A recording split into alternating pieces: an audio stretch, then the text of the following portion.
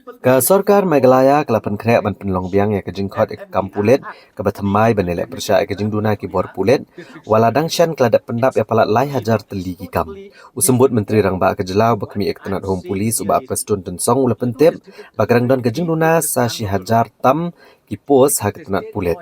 Bat ke Police Recruitment Board keladat ban pengkrek kejing don kam barok kenang ban penmi kejing penbena ban khot kam hapok kini ki benai ki banwan. Kini kesenjam ketemu ban penklan ni kebot trekam ki pulit abarok ki than no kendong bat kisnong ha ke Jelam Meghalaya barok kawi.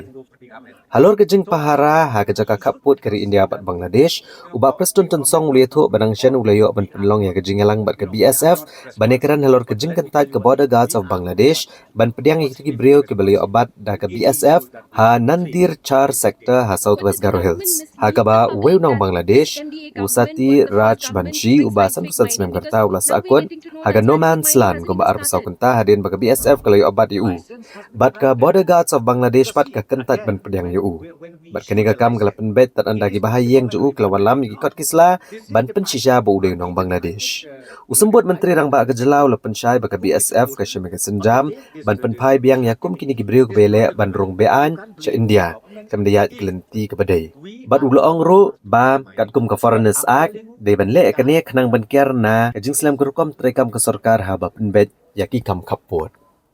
Yes, recently I had a meeting with the people. We have few challenges like that. Sometimes when we send them back, because if you go as per law, if you go as per the Foreigners Act, it will take a lot of time.